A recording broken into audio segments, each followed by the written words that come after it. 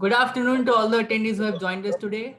On behalf of BAGMC Electronic Media, Department of Mass Communication of Prestige Institute of Management and Research, Indore, I, Harsh Vijayavargiya, welcome you all in our discussion panel for Media Monitor, where we discuss about the various aspects of media and its impact on individual and society. Today, we will be focusing on the subject, the Sadharanikaran model and beyond. We have with us a keynote speaker, Dr. Nirmala Manyadhikari, and our panelists, Professor Bhavna Pathak, Professor Zubair Khan, Ashwin Matthew John, Trisha Nimbalkar, and Mahak Jain. Before we proceed with the session, I would like to give a brief introduction about our keynote speaker, Dr. Nirmal Manyadhikari. Dr. Nirmala Manyadhikari is Associate Professor of Media and Communication at Kathmandu University, Nepal. He is an internationally acclaimed communication theorist who is best known for the Sadharanikaran model of communication and the Sanchar Yoga theory. Talking about his academic qualifications, Sir is a PhD in communication from Nepal Sanskrit University. He has done an MA in mass communication and journalism and an MPhil in English. So also holds a degree in ISc and BSc from Tribhuvan University. He is author of as many as 50 published books, including Theory and Practice of Communication, Bharatamuni in 2014. More than 70 research articles written by Dr. Adhikari has been published in various journals and anthologies from across the world. He was recipient of the Bharat Muni Chair Research Fellowship of Makhanlal Chaturvedi National University of Journalism and Communication in 2013. I request kindly to ask Bajpayee sir to Yes, ma'am. Yes, yes ma'am. address our keynote speaker and the forum.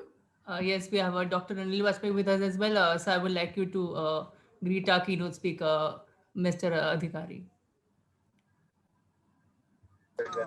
Namaskar and a very, very good afternoon, Dr. Adhikari, and all the panelists and the students who are attending this program.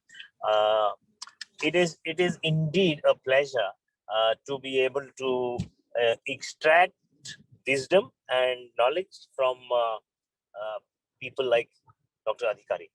Now, what I would like, and this is something that is unique to the mass communication department in Prestige Group at Indore, is that we keep on inviting luminaries, and we do this media monitor on a very regular basis. This is, I think, the 14th version in this session, and I am keen to not only listen to the unique theory of Dr. Adhikari, which he has developed and on which he has been teaching and working upon. Now, what I want, I'm sure our students will, of course, find some value and some importance in that activity. But more than just the value, I would say that let them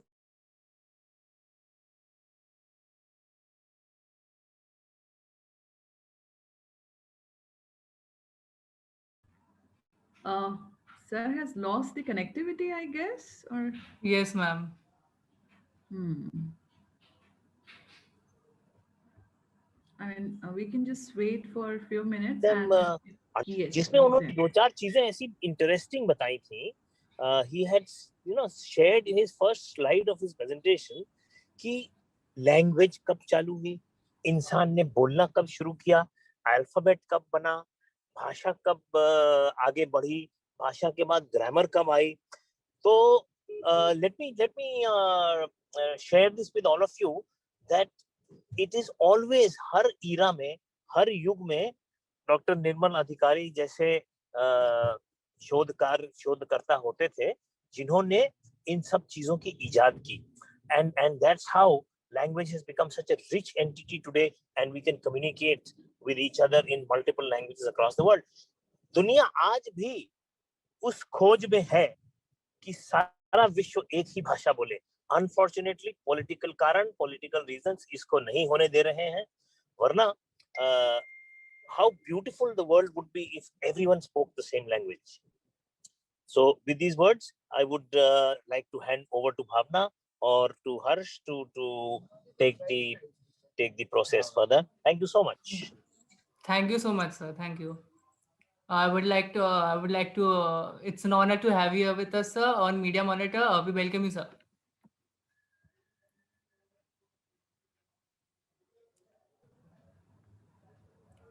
sir, मेरा सबसे पहला सवाल आपसे यही होगा कि ऐसा क्या था जिसने आपको ये ईस्टर्न मॉडल ऑफ कम्युनिकेशन लाने के लिए इंस्पायर किया? लाइक हमारा वेस्टर्न मॉडल्स तो बहुत सारे हैं, लेकिन जो ये ईस्टर्न मॉडल है, सबसे पहला ये जो एशियन ईस्टर्न मॉडल है आपने ही लाया था, तो क्या इंस्पिरेशन थी जिसकी वजह से आप ये मॉडल लाए? धन्यवाद। सबसे पहले तो Prestige Institute of Management and Research Indore India को मैं बहुत धन्यवाद देता हूँ। इंदौर में कुछ वर्ष पहले वहाँ पहुँचा था एक कॉन्फ्रेंस में कीनोट स्पीच डिलीवर करने के लिए, और फिर आज इंदौर से ये कनेक्शन हुआ। इसके लिए प्रोफेसर भावना और इस इंस्टीट्यूशन को मैं बहुत धन्यवाद देता हूँ। Thank you तो so much, sir. हाँ, साधारणीकरण मॉडल ऑफ कम्युनिकेशन इसकी प्राचीनतम इतिहास अगर देखा जाए तो ये तो हजारों साल पहले प्रारंभ होता है, जब हमारे ऋषि ये वो चिंतन कर रहे थे कि कैसे एक व्यक्ति जो अभिव्यक्त करता है, चाहे वो शब्दों से हो या मुखाकृति से, किसी तरह से, काव्य की माध्यम से हो सकता है, अभिनय के माध्यम से हो सकता है, वो कैसे दूसरे व्यक्ति और कई सारे व्यक्तियों तक बहुत अच्छी तरह से सफलतापूर्वक ये कम्युनिकेट कैसे होता है। तो इसका चिंतन वहां था, और इसकी व्याख्या करने के लिए भरत मुनि ने रससूत्र इसका प्रतिपादन किया। तो भरत मुनि का जो रससूत्र है, और भरत मुनि का अगर कहा जाए पूरा नाट्य शास्त्र है, उसमें कई सारे भाष्य और टीका हुए हैं।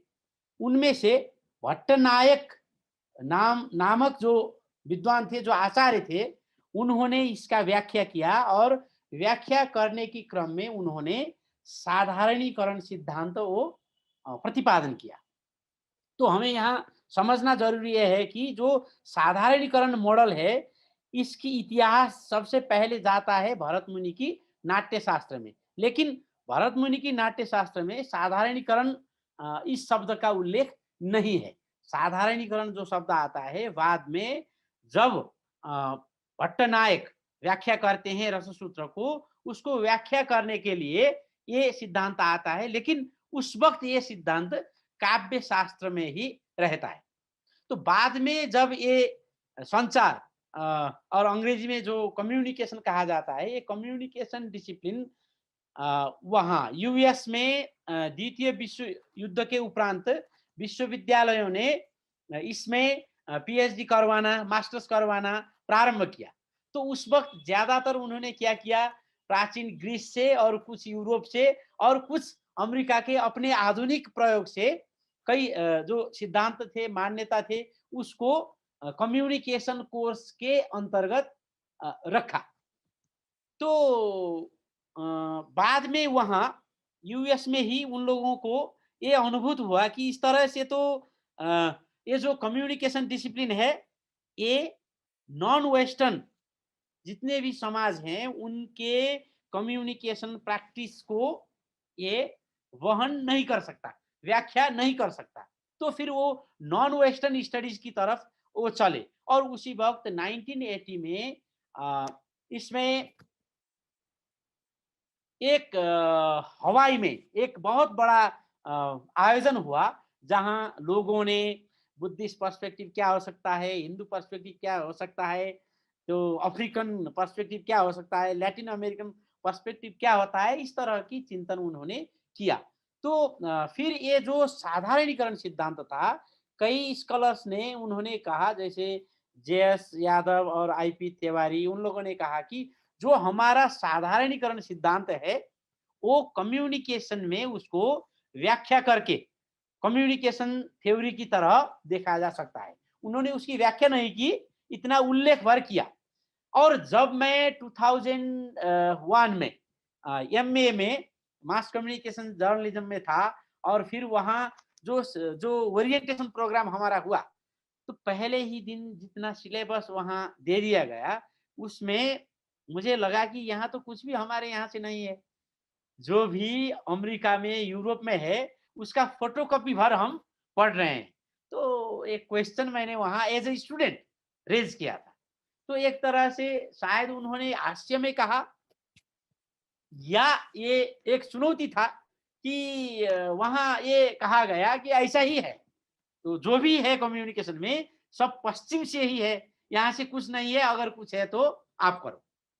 तो उस चैलेंज को इस तरह से मैंने लिया और जब मैं उसके लिए थेसिस करने वाला था, उस वक्त मुझे रिसर्च करते वक्त फिर मैंने नाट्यशास्त्र भरत मुनि के और उसमें जो ये वर्बल कम्युनिकेशन की डायमेंशन के लिए मुझे ज्यादा व्याख्या करने की आवश्यकता महसूस हुई, उसके लिए भर्तृहरि की वाक्य पद्य, इन दोनों महाग्रंथों को लेकर फिर उसकी अध्ययन करके अन्वेषण करके ये साधारणीकरण मॉडल बना। उस वक्त ये बनाने में ये था कि मैं मेरी पारिवारिक जो पृष्ठभूमि है उसकी वजह से वैदिक संस्कृति, वैदिक दर्शन में मेरा अभिरुचि रहा था। मैं लिखता भी था उस वक्त भी, लेकिन उस चैलेंज ने मुझे इसमें ज्यादा अन्वेषण करने के लिए अभिप्रेरित किया और उस वक्त उसी चैलेंज को संबोधन करना था। लेकिन बाद में पता चला ये तो एक बहुत बड़ा काम हो गया कि जितने भी कम्युनिकेशन थ्योरीज मॉडल्स थे वो तो सिर्फ पश्चिम से ही वो बनाए गए आधुनिक युग में और जितने भी करिकुलम थे यूनिवर्सिटीज में सिर्फ उन्हीं को पढ़ाया जाता था। और जिन लोगों ने बुद्धिस्ट पर्सपेक्टिव, हिंदू पर्सपेक्टिव, किसी ने इंडियन, चाइनीज, जापानीज करके कहा, तो इंटरनेशनल कम्युनिकेशन एसोसिएशन की फोरम में, कॉन्फ्रेंसेज में उनको सिर्फ पर्सपेक्टिव कह के डिसमिस किया गया था। मतलब वो थ्योरी के तह में, थ्योरी होने के लिए जितने सिस्टमेटिक उनकी वो राइगर होना चाहिए, रिसर्च राइगर, वहां नहीं था, उतना क्वालिटी नहीं था। लेकिन इसमें क्या हुआ कि बहुत ही जल्द 2009 में ये जो काम था, पहले तो मैंने नेपाली में किया था, नेपाली मेरा अपना जो भाषा है, नेपाल का राष्ट्रभाषा है, तो उसमें किया था। फिर उसको मैंने इंग्लिश में लिखा, एक जर्नल में आया, फिर वो नोटिस हुआ, फिर लोगों ने इसको बहुत सराहा और पश्चिम में भी लोगों ने इतने साइटेशंस इसके किए, इसका जो मूल आर्टिकल है उसका ट्रांसलेशन हुआ, तो फिर बाद में जाके ये international encyclopedia of communication theory and philosophy में इसको इंक्लूड किया गया। आप अब भी देख सकते हैं 2016 में जो निकला लेटेस्ट एडिशन जो है, उसमें अगर आप देखेंगे तो हमारे यहाँ से ये एशिया से कहिए, भारतवर्ष से कहिए, कम्युनिकेशन थ्योरी के रूप में सिर्फ इसी को वहाँ एंट्री मिली है। तो इस तरह से आज की स्थिति में साधारणीकरण मॉडल ऑफ कम्युनिकेशन विश्व में कई यूनिवर्सिटीज में इसको पढ़ाया जाता है। अगर आप सर्च करेंगे कीवर्ड लेके तो कई भाषाओं में, हो सकता है 30 से ऊपर कई भाषाओं में इसकी अनुवाद आप प्राप्त कर सकते हैं। तो एक तो मेरा पारिवारिक पृष्ठभूमि था, मेरा चिंतन पद्धति था, और दूसरा वहाँ जो ओरिएंटेशन क्लास में ही एक तरह से कहा जाए तो नोक झोंक जो हुआ था, उसकी वजह से आज हम ये साधारणीकरण model of communication and beyond इस टॉपिक में बात कर रहे हैं। बिल्कुल सर, वो जो आवश्यकता लगी हमको कि सारे बाहर के मॉडल्स, तो हमारा नियम जैसे कहा जाता है कि necessity is the mother of invention, कि हमारे सारे बाहर के ही थे। अब ईस्टर्न साइड और एशियन साइड का कोई नहीं था, तो उसी ने आपको प्रेरित किया कि आपको उस पर बनना है। हमारे लिए भी काफी इंस्पायरिंग था ये सुनना। Now I would like to hand over the session to our panelists. Over to you guys. So would like कि आप साधारणीकरण मॉडल ऑफ कम्युनिकेशन के बारे में और आप हमें अच्छे से बताएं कि होता क्या है। ठीक है, धन्यवाद। साधारणीकरण मॉडल ऑफ कम्युनिकेशन, इसमें जो साधारणीकरण शब्द आता है ये संस्कृत मूल से आता है। इसमें साधारण शब्द मूल में है।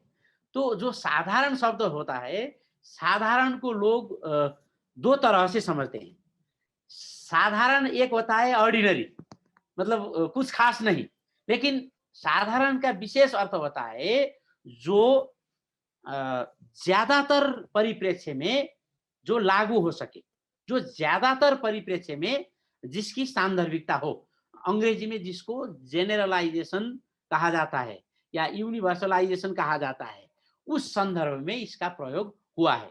यहाँ साधारणीकरण कहकर हम ये नहीं कह रहे हैं कि ये कुछ खास नहीं है, ऐसा नहीं कह रहे हैं। हम ये कह रहे हैं कि इसमें जो कहा गया है ये ज्यादातर परिवेश में, ज्यादातर परिप्रेक्ष्य में ये कार्यान्वयन होता है, और इसकी जो व्याप्ति है, इसकी जो स्कोप है, ये बहुत ही ब्रॉडर है। इस संदर्भ में ये संस्कृत वर्ड साधारणीकरण, अंग्रेजी में यूनिवर्सलाइजेशन और जेनरलाइजेशन, इस शब्द से जो जानते हैं उसको इंडिकेट करने के लिए ये शब्द आता है। और साधारणीकरण जो प्रक्रिया है, उसकी कोर कॉन्सेप्ट, उसकी आधारभूत जो अवधारणा है, उसको जानने के लिए हमें दूसरा शब्द सहृदयता, इसमें इसको लेना होता है। सहृदयता ये वेद में ही, अथर्ववेद में सहृदयम सामनस्य इस तरह से ये आता है।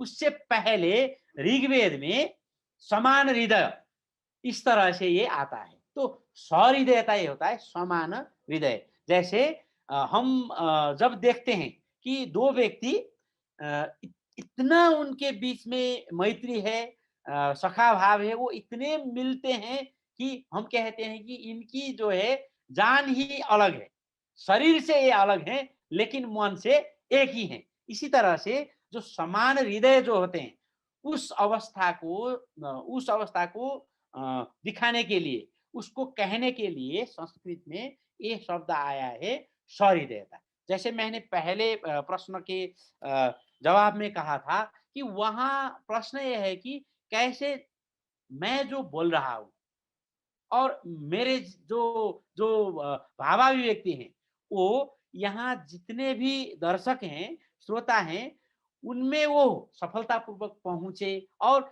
मैं जो कहना चाह रहा हूं वो उनको समझ में आ जाए। और इसके अंत में ऐसा हो कि हम दोनों में शारीरिक रूप से तो हम अलग अलग हैं ही, लेकिन मानसिक रूप से, भावनात्मक रूप से हम में एक साम्यता, एकात्मकता, ऐसी अनुभूति हो जाए। कैसे ये हो सकता है, ये प्रश्न था। तो यहाँ इन्होंने कहा इसमें कई सारे एलिमेंट्स यहाँ होते हैं जिसको मैं बताऊंगा, लेकिन कोर में क्या है कि सहृदयता is the core concept here. सहृदयता provides explanation on how different communicating parties become able to pervade the unequal or uneven relationship prevailed in the society। जैसे हमारी सोसाइटी अगर कहा जाए तो यहाँ तो कई सारे डाइवर्सिटीज हैं। यहाँ जात की प्रणाली है, जाति की प्रणाली है, वर्ण की कहा जाए, रिलीजन, मजहब, धर्म ऐसे भी है, और जो वामपंथी लोग कहते हैं ना वर्ग की भी यहाँ विभिन्नताएं हैं, भाषा की है। तो इस तरह से देखा जाए तो हमारे बीच में कई सारी बातें ऐसी हैं जो मिलते नहीं, फिर भी हजारों सालों से हमारी तो जीवंत सभ्यता है। ये हजारों सालों से जीवंत सभ्यता कैसे संभव हुआ? अगर हमारे पास बहुत अच्छी कम्युनिकेशन सिस्टम, बहुत अच्छी कम्युनिकेशन थ्योरी, उसकी प्रिंसिपल नहीं होता तो क्या ऐसी बहुत समृद्ध सभ्यता यहाँ संभव हो पाता? वो तो नहीं। इसका मतलब है हमारे पास ऐसा कुछ है जो हमें जोड़ता है, बावजूद कि समाज में बहुत सारी विविधताएं हैं, और उस विविधता को वैभिन्न या वैमनस्य में परिणत होने नहीं देता है। अगर आप देखेंगे इतिहास तो ये जो कम्युनल राइट्स हैं वो बहुत पुराने नहीं है, और वो भी इस वजह से प्रारंभ हुए कि हमारे जो सामुदायिक सामाजिक संस्थाएं हैं उनके बीच में जो अंतर संबंध, अंतर्घुलन, अंतर संवाद है वो कमजोर हो गए।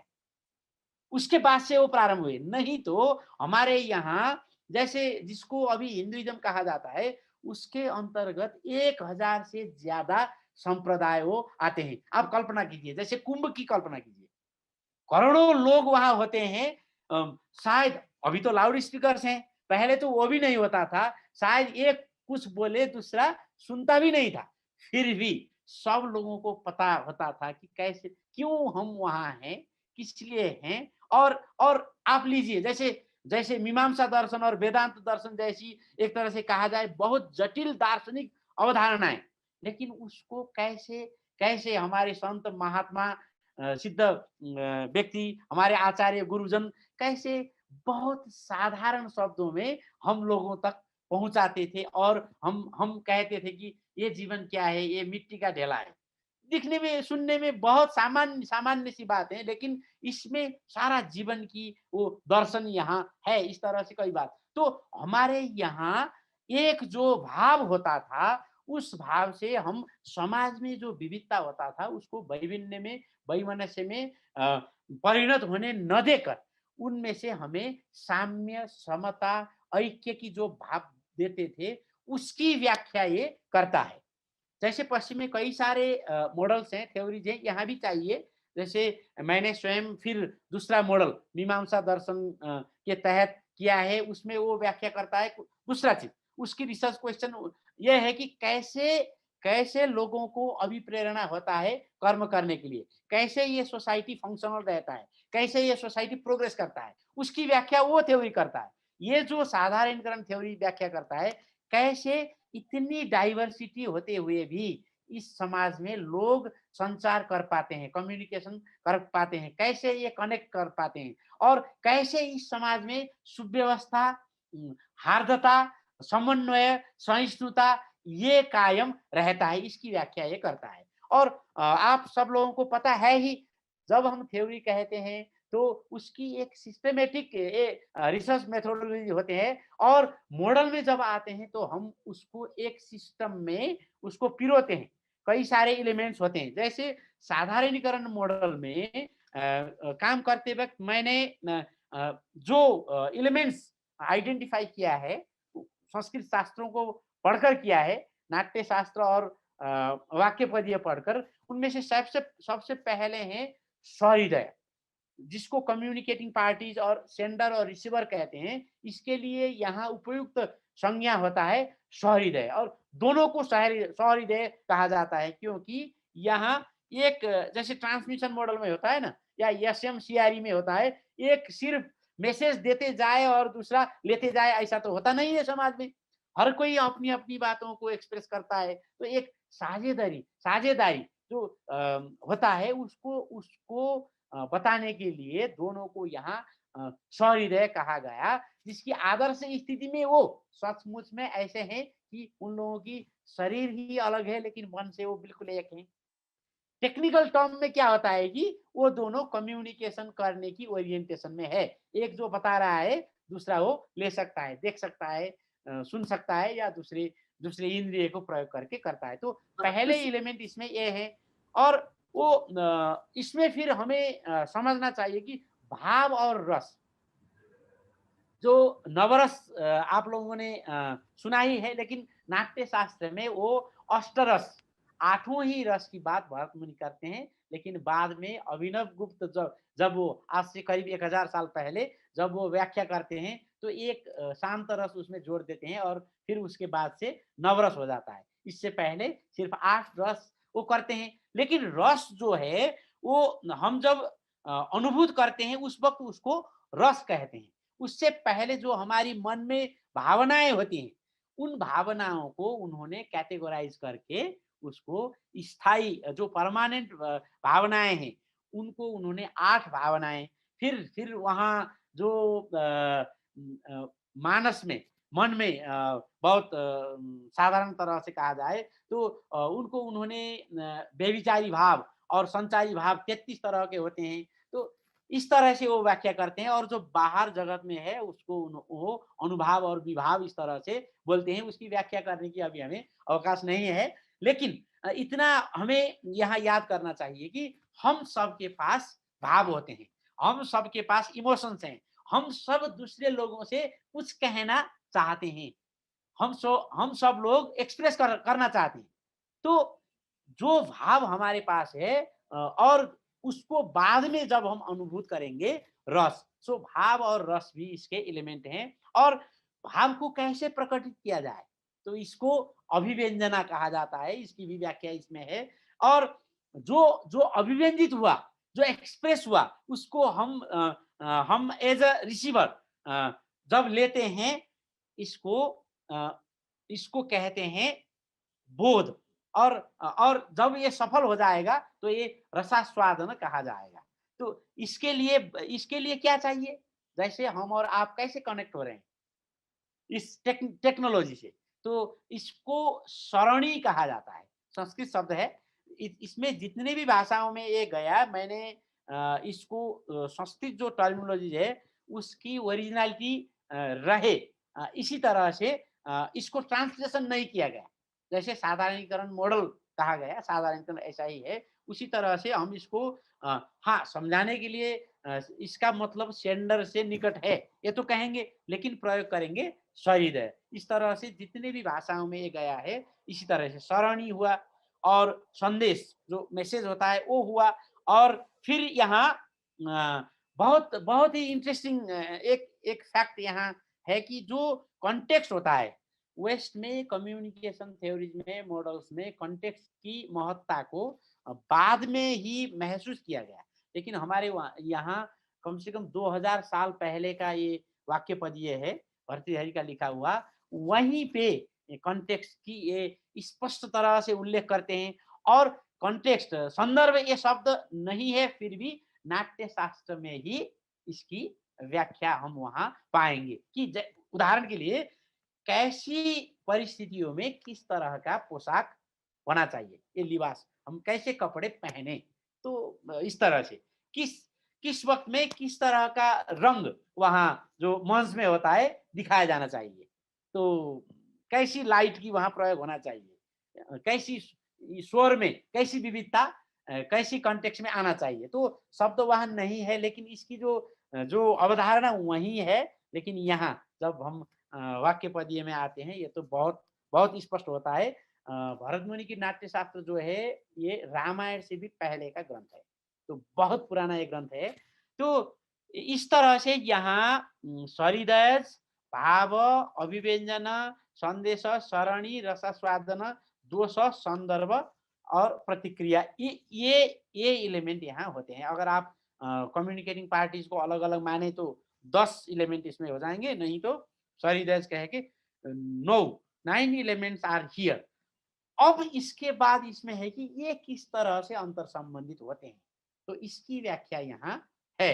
इसकी जैसे एक भावक एक सरिदय और दूसरे सरिदय के बीच में कम्युनिकेशन किस परिस्थिति में होता है, इसकी यहाँ व्याख्या है। तो इसमें ये नेचुरल जो मीडियम है, जो हमारी आंख है, कान है, मतलब एयर और ये लाइट है, इसकी अवधारणा से लेके फिर आज की जैसे मास मीडिया की अवधारणा तो वहाँ है नहीं।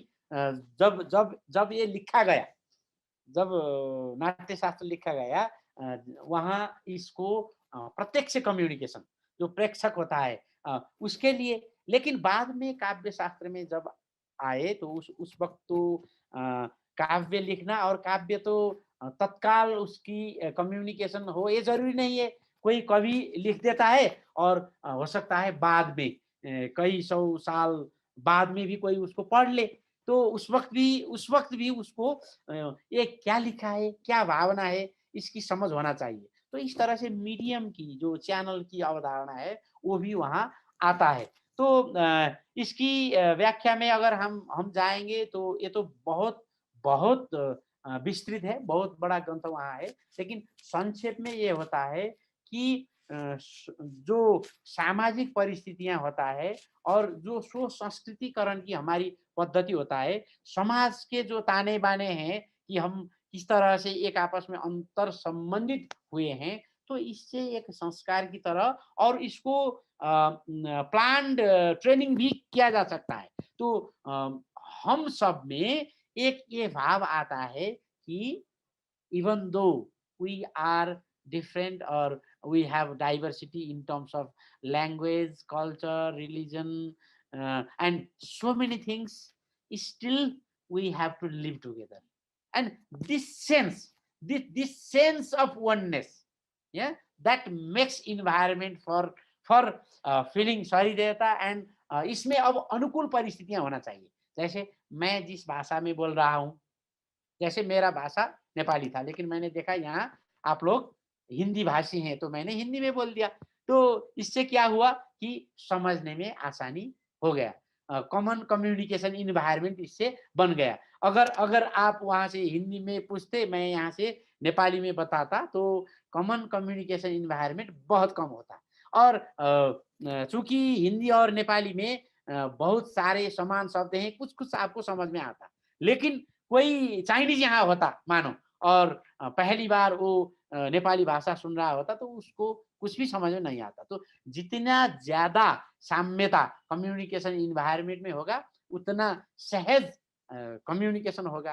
तो इसमें क्या है कि हम साथ में रहे हैं, कई सारे संप्रदाय होते हुए भी आपस में जो संवाद होता रहा है. हमारे यहाँ अब तो यातायात की इतनी सारी सुविधाएं हुई, पहले भी लोग तीर्थ यात्रा की तरह से या व्यापार के लिए और कई दूसरे कारणों से एक आपस में जो मेलजोल होता था. इसमें बहुत सारी भूमिकाएं, जो कवि होते हैं, फिर साधु होते हैं, योगी होते हैं, और जो जो लोक गायक होते हैं ना, उनका भी होता है. इस तरह से आप इसको एक्सटेंड कर सकते हैं. तो वो क्या करते थे कि एक जगह से दूसरी जगह, एक समुदाय से दूसरी समुदाय, इसमें. और जैसे अगर आप संप्रदाय कहा जाए, तो उसकी विस्तार क्या होता है, एक जगह से वो प्रारंभ होता है और कई सारी जगह वो पहुंचता है. जैसे स्वामीनारायण संप्रदाय के जो स्वामी जी थे, वो नेपाल में आए, मुक्तिनाथ में उन्होंने तपस्या किया, वहाँ वहाँ उनको ज्ञान मिला, फिर उन्होंने उस संप्रदाय को प्रारंभ किया. तो उनके सदस्य अगर आप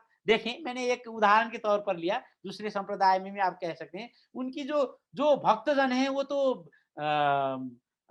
हर तरह से, मतलब कई सारे भाषिक पृष्ठभूमि से, कई सारे जातीय पृष्ठभूमि से वो आते हैं. फिर उनमें उनमें जो जो वननेस होता है कि जितना भी हमारे बीच में अंतर हो, लेकिन हैं हम इनके ही भक्त या इसी संप्रदाय के हैं. तो there is something as binding force. उसको हमारे यहाँ संस्कृति, इसका बिल्कुल बिल्कुल अनुवाद तो नहीं माना जाना चाहिए, लेकिन निकट जो अनुवाद है, कल्चर जिसको कहा जाता है, हम ये जो कल्चर होता है, कल्चरल वननेस, ये फिर एक कम्युनिकेशन इन्वायरमेंट बना देता है. तो फिर कम्युनिकेशन इन्वायरमेंट एक बना देने से क्या होता है, हम भाषा समझ पाते हैं. न सिर्फ भाषा, हमारी जो भाव भंगिमा है, किस तरह से हम करते हैं, वो समझ पाते हैं. और अगर भाषा अभिव्यक्त नहीं हो पाए, तो भी हम इंटेंशन जिसको कहा जाता है कि किस मनसाय से ये बोल रहा है, ये कर रहा है, तो एक अपनत्व की जो बोध होता है, इसकी व्याख्या यहाँ पे है. और इसी वजह से हजारों सालों से यहाँ जो अंग्रेजी में इक्विलिब्रियम कहा जाता है, कि समाज की स्थिरता की बात, समाज में परिवर्तन भी होता है. ये समाज क्या होता है कि कुछ बातें ऐसे होते हैं जो स्थिर होते हैं, वैल्यूज जिसको कहा जाता है, परंपरा, मूल्य, मान्यता, ये बनते हैं, और हम उसको एक जनरेशन से दूसरे जनरेशन में देना चाहते हैं. लेकिन देश काल परिस्थिति जब परिवर्तन होता है, इसी समाज में परिवर्तन भी होता है. तो समाज चलता है स्टैटो डायनामिकली. कुछ चीजें होते हैं स्टैटिक, स्थिर रहते हैं, और कुछ चीजें होते हैं जो वो बहुत परिवर्तनशील होते हैं. तो इस स्टैटो डायनामिज्म को बैलेंस क्या करता है, तो देखने में थोड़ा एब्स्ट्रैक्ट जैसा लगता है, लेकिन होता वही है कि ये जो सहृदयता की भाव है, हम दिखने में अलग हैं, फिर भी हम एक हैं. तो यही वजह से लोगों के बीच में ये हो पाता है. इसमें जैसे कि मैंने कहा, अभिव्यंजन हम कैसे करते हैं, उसमें साम्यता होना चाहिए, या ज्यादा समानता हो तो ज्यादा कम्युनिकेशन होता है. बोध में कैसे ये कर सकते हैं. और डिस्टर्बेंसेस, जैसे किसी जगह कम्युनल राइट्स बहुत ज्यादा होता है, तो माइंड में वो फियरफुल रहते हैं, तो दूसरी कम्युनिटी से वो ज्यादा बातें नहीं करेंगे, लेकिन जहाँ नहीं है वहाँ करेंगे. तो इस तरह से ये जो एक्सटर्नल इन्वायरमेंट है, उसमें दोष पैदा करेंगे, बैरियर्स और नॉइजेस. और व्यक्ति की क्षमता अक्षमता इससे भी होगा। तो कई सारे अवयव इसमें आएंगे, लेकिन सार में क्या आएगी, समाज में जो संवाद की हमारी अपनी जो पद्धति रही थी उसको उसको सही देता। इस संज्ञा से हमारे ऋषियों ने, हमारे आचार्यों ने, हमारे गुरुजनों ने उसको संगीत किया और उसका हम लोगों ने अभी जो आधुनिक रिसर्च मेथोडोलॉजी का पद्धति है उसकी संरचना करके एक मॉडल की तरह इसको प्रेजेंटेशन किया।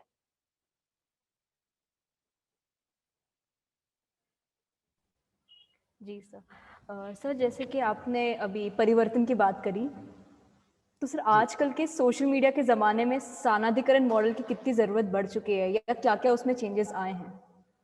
इसमें देखा जाए तो जैसे साधारणीकरण मॉडल में सबसे ज़्यादा ज़रूरी क्या है कि कॉमन कम्युनिकेशन इन्वायरमेंट या जो कम्युनिकेटिंग पार्टीज हैं, जो सहृदय हैं, वो ज़्यादा से ज़्यादा अपने में कनेक्टेड महसूस करें, है ना? यहाँ पहले क्या होता था, लोग एक ही कल्चर में या कल्चरल डाइवर्सिटी होते हुए भी संवाद में रहते थे।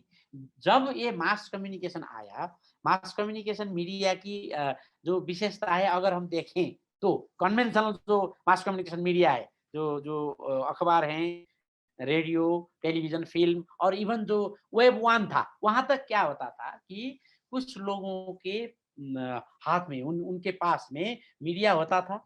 वो डिसाइड करते थे क्या दिया जाए और उसको फिर डिसेमिनेट किया जाता था और जो जो ज़्यादातर लोग थे, बहुत बहुत बड़े जनसंख्या जो था, उनको सिर्फ़ उसको लेना होता था, या तो लेना होता था या वो नहीं समझ पाते थे।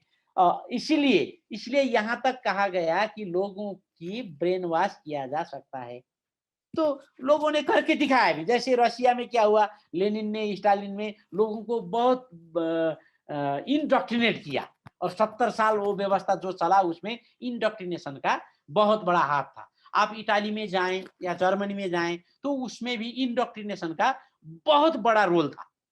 अब यूएस में जाएं तो इंडोक्ट्रिनेशन वहां दूसरी तरह से जैसे मार्केट है और एडवर्टीजमेंट जो है, एडवर्टीजमेंट से उन लोगों ने कैसे व्यक्तियों को कंज्यूमरिस्ट बनाया, ये भी ब्रेन वॉश का ही एक उदाहरण था। लेकिन हमारे यहाँ जब ये आया, इसमें एक पैराडॉक्सिकल सिचुएशन ये हुआ कि हमारे यहाँ पहले से जो कम्युनिकेशन था किस तरह का था उसकी रिसर्च हमने करना छोड़ दिया। यूनिवर्सिटीज में बिल्कुल यूएस से जो आया उसको हमने पढ़ाना शुरू कर दिया।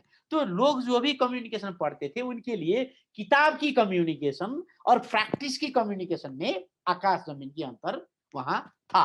तो लेकिन सोशल मीडिया आने से क्या हुआ कि इंटरएक्टिविटी यहाँ इतना बढ़ा कि अब हो सकता है भौगोलिक रूप से हम बहुत दूर हैं, लेकिन बहुत बहुत निकट रहकर हम कम्युनिकेशन कर सकते हैं। इसका डिसफंक्शन जो है सोशल मीडिया का, वो अलग बात है। अगर मीडिया लिटरेसी बहुत अच्छा हो और इसका सदुपयोग किया जाए तो बहुत अच्छी परिस्थिति। अब क्या हुआ, जैसे जैसे मैं एक उदाहरण देता हूँ। तमिलनाडु से एक लड़का या एक लड़की को आना हुआ दिल्ली में, तो पहले क्या होता था कि दिल्ली में तमिल भाषी लोगों से न मिल पाने के कारण तो उसको अपनी अपनी भाषा को छोड़ना होता था। लेकिन अब क्या है कि मानो वो गांव से यहाँ आया तो वो अपनी सेल फोन प्रयोग करके हर दिन वीडियो कॉल कर सकता है। तो कनेक्टिविटी से वो अपना जो कल्चर है, अपना जो भाषा है, सब कर सकता है।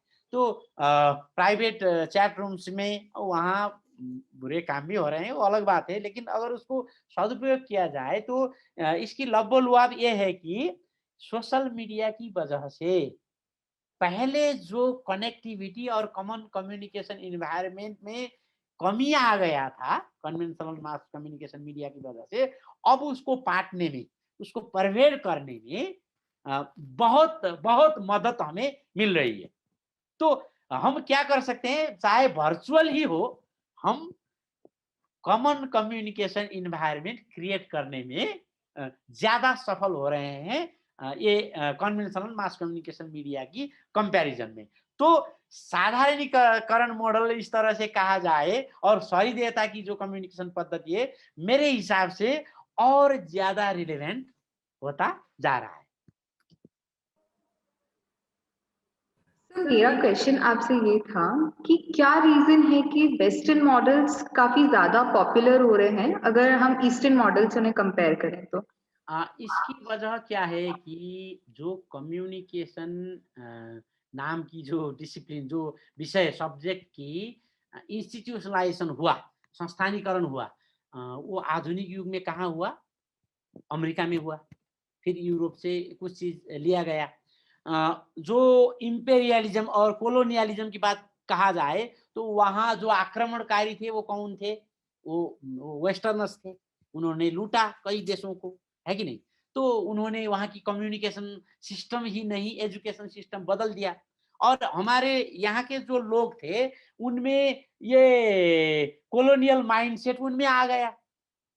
जो एक्चुअल अंग्रेज तो चले गए, जैसे इंडिया की संदर्भ में कहा जाता है, लेकिन जो जो बाय बर्थ इंडियन है लेकिन माइंडसेट से अंग्रेज से ज्यादा अंग्रेज हैं, वो लोग वहां आ गए। जैसे क्या हुआ कि जैसे द्वितीय विश्व युद्ध के उपरांत जो यूएन बना, आईएमएफ बना, वर्ल्ड बैंक बना, तो प्लान्ड डेवलपमेंट की एक फेज शुरू हुई। उस वक्त क्या प्रमोट किया गया? Westernization, west is the best psychology को प्रमोट किया गया। तो जैसे इन गवर्नमेंट ऑफ इंडिया ने डेवलपमेंट कम्युनिकेशन उसको प्रारंभ करने की ठान ली और उसके लिए एक्सपर्ट्स बनाने के लिए उन्होंने कुछ लोगों को कहाँ भेजा? यूएस में भेजा। यूएस में वो गए, पढ़े और आते वक्त उन्होंने क्या किया? जितनी किताबें उनको मिला था वो लेकर वो आए। फिर आने के बाद उन्होंने यहाँ इंडिया में, उसी तरह का एग्जांपल नेपाल में दिया जा सकता है, वहाँ चाइना में दिया जा सकता है। तो करिकुलम जो जब वो बना रहे थे तो उन लोगों ने इतना मतलब परिश्रम नहीं किया कि यहाँ की जो सभ्यता है, संस्कृति है, समाज है, अलग है, इसलिए यहाँ के लिए बनाया जाए। तो उन्होंने बहुत बहुत आसान सा राह उन्होंने चुन लिया। उन्होंने क्या किया? जो उनको मिला था उसको हुबहू यहाँ लागू कर दिया। तो इतने सालों से, इतने दशकों से ये तोते जैसे रट्टे लगाते हुए हजारों लोग जो पैदा हुए हैं, तो वो तो बातें तो करेंगे उधर के ही जो उनको पढ़ाया गया। लेकिन बहुत अच्छी चीज ये है कि अब सारा दुनिया जो है वो बदल भी रहा है। जैसे अगर इंडिया में आपको कोई कहे कि ये ग्लोबलाइजेशन की युग है, तो उसको आप उसके मुंह पे कह देना कि आप आउटडेटेड हो गए। ये ग्लोबलाइजेशन की युग नहीं है। 1990 में उसका सैचुरेशन पॉइंट था, ये अब पोस्ट ग्लोबलाइजेशन युग है। और पोस्ट ग्लोबलाइजेशन युग में क्या होता है? ग्लोकलाइजेशन। ग्लोबल क्या है और लोकल क्या है, दोनों को देखना पड़ता है। और वहाँ इंडिया में भी एक तरह से पुनर्जागरण अभी आ रहा है। यहाँ नेपाल में भी है, चाइना में भी है, कई देशों में है। तो लोग क्या कर रहे हैं कि क्या है हमारी रूट, उसको उसको उसको ढूंढा जाए, उसको जाना जाए, उसकी ज्ञान लिया जाए। और पश्चिम में भी उनको भी अपनी सीमाएं जो होता है वो अब महसूस हुआ। अरे सिर्फ एक ही एरिस्टोटल को आप कितनी बार पढ़ोगे, कहाँ कहाँ पढ़ोगे, क्या क्या करोगे? वही प्लेटो, वही एरिस्टोटल, वही सोक्रेट्स। तो उनको भी चाहिए, कुछ नया चीज चाहिए, तो वो भी ढूंढ रहे हैं। तो इसलिए क्या होता है, ये जो वेस्टर्न डोमिनेशन था वो जस का तस अभी नहीं है। इसलिए उन लोगों ने भी उसको इंस्टीट्यूशनल तरह से डी वेस्टर्नाइजेशन कहना बहुत पहले से शुरू कर दिया। लेकिन ये साधारणीकरण मॉडल बना, मीमांसा का मॉडल बना और दूसरे भी कई काम जो हो रहे हैं, उसको देखकर हमने एक कंसेप्ट आगे किया है, रीओरिएंटेशन अभी हो रहा है। रीओरिएंटेशन में क्या हो रहा है? लोग अपने जो मूल हैं, जो स्रोत हैं, उसको देख रहे हैं। जैसे जैसे यही प्रोग्राम हुआ, ऐसे कई सारे प्रोग्राम्स जो होता है जहाँ मैं अपना स्पीच डिलीवर करता हूँ। और कई सारे स्टूडेंट्स होते हैं, स्कॉलर्स होते हैं, पहले सिर्फ नेपाल से, इंडिया से होते थे। अभी जैसे वेस्टर्न कंट्रीज, वहाँ के यूनिवर्सिटी से भी वो लोग मुझे संपर्क कर रहे हैं कि हम पीएचडी करना चाहते हैं एंशियंट जो टेक्स्ट है आप लोगों के फिलोसफी हैं, और कई लोग यहाँ से वहाँ गए हैं। तो मैं तो एक तरह से देख रहा हूँ कि यहाँ एक परिवर्तन आ रहा है, और यूनिवर्सिटीज की कोर्सेज में क्या होता है कि अब वो खाना पूर्ति के लिए ही सही साधारणीकरण मॉडल को वो रख रहे हैं। जैसे वहाँ यूजीसी नेट होता है, तो कई लोग क्या होता है वो उसकी फोटो लेकर मुझे भेजते हैं, वो जो मुझसे जुड़े हुए हैं फेसबुक से मानो ट्विटर से, तो उसमें कभी कभार पूछा जाता है हु प्रोपोगेटेड साधारणीकरण मॉडल ऑफ कम्युनिकेशन, और कई सारे नाम होते हैं, और वो मेरे नाम में टिक करके वो भेजते भी हैं। तो देखने में बहुत ये मतलब छोटे छोटे जो कदम लगते हैं ये, लेकिन ऐसा है नहीं, ये एक पैराडाइम शिफ्ट है। पैराडाइम शिफ्ट अभी क्या हो रहा है कि लोगों को ये लग रहा है कि ठीक है, जो वेस्ट में हुआ उसको भी हम जानेंगे, क्योंकि इतने कनेक्टेड हम हो गए हैं, और ये खास करके economic system, education system, political system में इतना इतना ये एसिमेट्रिकल हो गया है, उनको जाने बगैर यहाँ हम सब कुछ कर सकें ऐसा नहीं है, इसलिए उनको भी जानेंगे। लेकिन बीच में कुछ दशक, आप कहिए कुछ शताब्दी कहिए, कुछ सदी तक जो हुआ था गलत की, यहाँ की जो बात है उसकी हम सूद ही नहीं ले रहे थे, ये परिवर्तन हो रहा है। और अब लोग जो हैं इस ये मॉडल तो एक उदाहरण है, हर जगह चाहे योग हो, आयुर्वेद हो, मनोविज्ञान में हो, कई सारे तरह हो, यहाँ का जो मूल अवधारणा है, वेदों तक लोग पहुंच रहे हैं, त्रिपिटक तक लोग पहुंच रहे हैं। तो जैन तीर्थंकर ने क्या कहा वहां तक पहुंच रहे हैं। तो मेरे हिसाब से तो ये तो पुनर्जागरण हो रहा है। सर, जैसा So- कि हमारा टॉपिक था साधारणीकरण मॉडल एंड बियॉन्ड, तो अगर मैं जानना चाहूँ तो बियॉन्ड के बारे में अधिकारी सर क्या कहना चाहेंगे? हाँ, धन्यवाद। तो उस जैसे आप लोगों में से कई लोगों ने इस पुस्तक को पढ़ा होगा। ये Makhanlal Chaturvedi national university of journalism and communication इन्होंने प्रकाशित किया है, मेरा स्वयं का रिसर्च किया हुआ, जो अभी आप लोगों ने परिचय में कहा था ना फेलोशिप, उसी का जी, ये जी। आउटकम है। तो इसकी अंत में अगर आप देखेंगे तो यहाँ मैंने ईपी लॉग में इसी बात को लिखा है। तो हमें क्या करना है? इससे पहले क्या होता था कि एक पैराडॉक्सिकल सिचुएशन मैंने मेंशन किया कि कम्युनिकेशन प्रैक्टिस हमारी एक तरह की है, लेकिन हमारी जो पाठ्यक्रम है जो हम यूनिवर्सिटी में पढ़ रहे हैं वो अलग तरह का था। लेकिन अब उसमें भी साम्य था, और उसमें कंपैरेटिव एनालिसिस ये सब तो हुआ, लेकिन अब तक भी क्या हो रहा है कि जो रिसर्च मेथोडोलॉजी है या तो जो एजुकेशन सिस्टम है वो तो हम वहीं से ले रहे हैं। तो जिस तरह से ये विकास हुआ, इसका जो जो बनावट है, वो सोसाइटी किस तरह का था, उनके रिसर्च क्वेश्चंस क्या थे, वो क्या जानना चाहते थे, इस तरह से बनता है। रिसर्च में इसको कमेंसुरेबिलिटी और इनकमेंसुरेबिलिटी ये कहा जाता है। जैसे उदाहरण के लिए आप लोगों की ट्रेनिंग हुआ क्रिकेट के लिए और आपको खेलना पड़ा फुटबॉल, तो क्या होगा? क्रिकेट के जो रूल्स हैं वो तो फुटबॉल में नहीं लागू होंगे। तो अगर आप उसको लागू करना चाहेंगे तो उसको कहा जाएगा इनकमेंसुरेबिलिटी हुआ, असम्यता हुआ। तो हो ये रहा है कि हम यहाँ से अपने कंटेंट्स को देख रहे हैं, हम अपने रूट्स को देख रहे हैं, लेकिन जो मेथोडोलॉजी है अब भी उधर का ही है। इसलिए यहाँ जो हम कहना चाह रहे हैं, करना चाह रहे हैं, और जो रिसर्चर्स हैं उनको जो समझना चाहिए वो हो नहीं पाएगा पूर्णतः, कुछ हो पाएगा।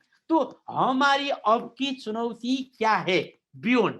तो हमें देखना है कि हमारे यहाँ रिसर्च मेथोडोलॉजी पहले कैसे थे और कैसे वो हमारे रिसर्च क्वेश्चंस, क्योंकि रिसर्च क्वेश्चंस तो हर रिसर्च में अलग अलग हो सकता है, हर सोसाइटी में अलग अलग हो सकता है, एक ही सोसाइटी में अलग अलग टाइम में अलग अलग हो सकता है। तो रिसर्च क्वेश्चंस और उसके लिए जो इंस्ट्रूमेंट फॉर डाटा कलेक्शन होता है वो तो, और जो वेरिएबल होता है उसी तरह से होंगे। जिन चीजों को हम यहाँ वेरिएबल मानेंगे उन चीज को वहां वेरिएबल नहीं माना गया होगा, इसीलिए उनके लिए वो है नहीं। तो फिर हमें जो खास करके यूनिवर्सिटीज में है, जो रिसर्च कर रहे हैं, जो नेतृत्व पंक्ति में है, जो पाठ्यक्रम निर्माण कर रहे हैं, हमारी ये कर्तव्य होता है, और जो विद्यार्थी होते हैं उनको भी साथ में लेकर ये कर्तव्य है कि हम हमारी रिसर्च मेथोडोलॉजी में काम करें। यहाँ भी सिर्फ एक रिसर्च मेथोडोलॉजी नहीं है, तो हमारे रिसर्च मेथड्स में हम काम करें। तो इसमें भी थोड़ा बहुत काम हुआ है। आज बहुत ज़्यादा मतलब इंफॉर्मेशन ओवरलोड ना हो जाए, इसलिए मैं बहुत ज़्यादा भी नहीं कह रहा हूँ। अगर आपको इंटरेस्ट है तो जो जो बुक मैंने दिखाया वो उसमें देखेंगे कुछ पहल, कुछ रिसर्च वर्क्स वहाँ भी हुए हैं। तो कैसे पहले की रिसर्च मेथड्स और थ्योरी बिल्डिंग की प्रोसेस है वो पहले था, और ये आकर धीरे-धीरे इस तरफ काम हो भी रहा है। लेकिन जो स्पीड है और जो इन्वॉल्वमेंट, इंस्टीट्यूशनल इन्वॉल्वमेंट है, जो जो इसके लिए आवश्यक इन्वेस्टमेंट कहा जाए, इन्वेस्टमेंट में मैं दोनों इन्वेस्टमेंट की बात कर रहा हूँ, जो ह्यूमन रिसोर्स की इन्वेस्टमेंट है और जो मॉनेटरी इन्वेस्टमेंट है, ये जितना ज़्यादा बढ़ेगा उतना ही इसमें हम काम कर पाएंगे। तो साधारणीकरण मॉडल एंड बियॉन्ड कहने से मैं ये कह रहा हूँ कि साधारणीकरण मॉडल जो है एक एक एग्जाम्पल है। इससे जो द्वार है ये खुला हुआ है, ये ओपन हुआ है। लेकिन इसी को अगर हम फाइनल मानेंगे और पहले क्या किया, जितना भी वेस्ट है उसी को बेस्ट कहकर हमने पढ़ना पढ़ाना शुरू कर दिया और एक वहाँ पे ठहराव आ गया था, तो फिर हम ये करेंगे कि हमें तो साधारणीकरण मॉडल मिल गया, सिर्फ यही है और सिर्फ इसी को सेलिब्रेशन करेंगे। तो इससे फिर क्या होगा, उसी तरह की स्थिति हो जाएगी। हमारी यहाँ जितने डाइवर्सिटीज हैं, जितने रिचनेस, जितनी समृद्ध परंपरा हमारे यहाँ ये ग्रंथ हैं, प्रैक्टिसेस हैं, समाज की विविधताएं हैं, उन सब को लेकर फिर हम बहुत ज़्यादा रिसर्च करें तो कम्युनिकेशन थ्योरी में, मॉडल में और दूसरी डिसिप्लिन में, सोशियोलॉजी में, एंथ्रोपोलॉजी में, साइकोलॉजी में भी जो वर्तमान परिवेश में समस्याएं हैं उनको संबोधन करने के लिए हमें नए नए थ्योरीज, विविध थ्योरीज वहाँ भी मिलेंगे। और फिर अगर हम ये मेथोडोलॉजी में भी काम कर पाएँ, उसको भी पुनरुज्जीवन जो रिवाइवल होता है वो कर पाएंगे, तो ये कम्युनिकेशन स्कॉलरशिप के लिए और दूसरे होल सोशल साइंसेज के लिए पूरे मानव समाज के लिए एक योगदान, हम यहाँ कहते हैं, हिंदी में ज़्यादा अवदान शब्द चलता है, तो एक कंट्रीब्यूशन जो होता है वो हो जाएगा। सो मुझे आपसे ये पूछना था कि किसी भी थ्योरी या किसी भी रिसर्च पेपर को प्रपोज करने में क्या-क्या डिफिकल्टीज आते हैं? जैसे सबसे पहले तो इसमें क्या होता है कि जो रिसर्च की अब तक एक्सेप्टेड एक जो स्टैंडर्ड होता है, जो प्रोसीडियर होता है, उसको उसकी हिसाब से जो जो लोग अपेक्षा करेंगे आपकी पेपर में वो है कि नहीं, पहले तो ये देखा जाएगा। जैसे किसी जर्नल में प्रकाशित करने के लिए आर्टिकल गया तो वो तो देखेंगे कि जर्नल की स्टैंडर्ड्स ये मीट करता है कि नहीं। वो मेथोडोलॉजिकल स्टैंडर्ड्स भी होते हैं, तो स्टाइल की बात भी होती है और शायद जो अभिव्यक्ति की है ना, जो लैंग्वेज कॉम्पिटेंसी वो एक्सपेक्ट करते हैं वो भी शायद होता है। तो सबसे पहला फेज ये है कि आप रिसर्च कर पाएँ, वो तो पहला है ही, है कि नहीं? रिसर्च करने के बाद उसको एक उपयुक्त फोरम में प्रकाशित किया जाए और फिर कॉन्फ्रेंसेस में, सेमिनार्स में उसको जगह दिया जाए, ये पहला फेज हुआ। तो दूसरा फेज ये है कि लोग उसको एक्सेप्ट करें। आप कह सकते हैं कि आपके पास मतलब दैवीय शक्ति है, तो ये तो अपना अपना क्लेम हुआ ना, मैंने बहुत अच्छा रिसर्च किया, ये अपना क्लेम हुआ ना, मैंने मानो थ्योरी ही बना दिया, ये तो क्लेम हुआ। उसको जज कौन करेंगे? तो एकेडमिक फ्रैटर्निटी करेंगे। उसकी कोई ऐसी ऐसी जैसे होता है ना इंडियन स्टैंडर्ड या नेपाल स्टैंडर्ड को एग्जामिन करके सर्टिफिकेट जारी करने वाला, ऐसा इसमें होता नहीं है। लेकिन होता क्या है कि धीरे-धीरे लोग अगर आपको साइट करने लगेंगे, धीरे-धीरे लोग अगर आपको कोट करने लगेंगे, धीरे-धीरे लोग अगर आपको इनवाइट करने लगेंगे, धीरे-धीरे लोग आपके काम के ऊपर रिसर्च पेपर्स लिखने लगेंगे, पीएचडी की डिसर्टेशंस लिखने लगेंगे, तो फिर क्या होगा, धीरे-धीरे ये यूनिवर्सिटीज की करिकुलम में ये प्रवेश पाएगा और जैसे मैंने कहा यहाँ तक कि इंसाइक्लोपीडिया तक में ये जाएगा। तो इसकी ग्रेजुअली, इसकी ऐसा नहीं है कि लिटमस टेस्ट किया जाए एसिड है या बेस है, पास है या फेल है, इस तरह का इसमें होता नहीं है। इसमें होता क्या है कि एकेडमिक फ्रैटर्निटी, यूनिवर्सिटीज और ये जो प्रोफेशनल ऑर्गेनाइजेशन रहते ये किस तरह से आपको लेते हैं। कभी कभार ये होता है आप बहुत ही शीघ्र आपको रिकॉग्निशन मिलता है। जैसे साधारण मॉडल को कहा जाए 2003 में भले ही ये बना था, वो तो पहले नेपाली में था, तो अंग्रेजी में ये 2009 और 2009 से ये इसकी काम हुआ। लेकिन 2016 तक पहुंचते पहुंचते क्या हुआ कि इतने सारे कॉन्फ्रेंसेस में ये गया, इतना ज्यादा साइटेशंस हुआ, तो अब भी अगर आप सर्च करेंगे ये one of the most cited work ये है। और अगर इसमें जियोपॉलिटिकल रियलिटी को देखेंगे तो ये तो अनप्रेसिडेंटेड, अनएक्सपेक्टेड जैसा लगता है, क्योंकि ये जो पावर स्ट्रक्चर है, ग्लोबल पावर स्ट्रक्चर, इसमें वेस्ट से इधर तो सब कुछ आता है, लेकिन इधर से उधर बहुत कम चीज जाता है। इस वक्त मैं तो जैसे कई लोगों ने काम किया, वो तो यूएस में रहकर काम करते थे, यूरोप में रहकर काम करते थे, तो लेकिन हम यहाँ रहकर भी, जैसे मैं नेपाल की ही यूनिवर्सिटी में पढ़ाता हूँ, पढ़ा भी मैंने नेपाल में पढ़ा, इंडिया में बहुत सारे यूनिवर्सिटीज में, जैसे 50 से ज्यादा यूनिवर्सिटीज में मैं पहुंच चुका हूँ स्पीच देने के लिए, कॉन्फ्रेंसेस में, इस तरह से। ये तो बाद में हुआ, चाइना में, इंडिया में या इंडोनेशिया में, या फिर बाद में वेस्ट में ही, ये तो बहुत बाद में हुआ ना। लेकिन जो कोर इसका एकेडमिक वर्क है वो यहाँ हुआ, फिर भी लोगों ने इसको एक्सेप्ट किया। तो एक तरह से कहा जाए ये तो जो परिकथा कहा जाता है ना, कि मतलब कुछ अनएक्सपेक्टेड समथिंग बिगर हुआ। अगर आप इसको देखेंगे कि कैसे साधारणीकरण मॉडल एक कॉलेज में एमए करने वाला स्टूडेंट में वहाँ हुई नोक झोंक को अपने ऊपर लेकर, है ना, शुरू करके फिर ये अब ये ग्लोबली एक्सेप्टेड हुआ।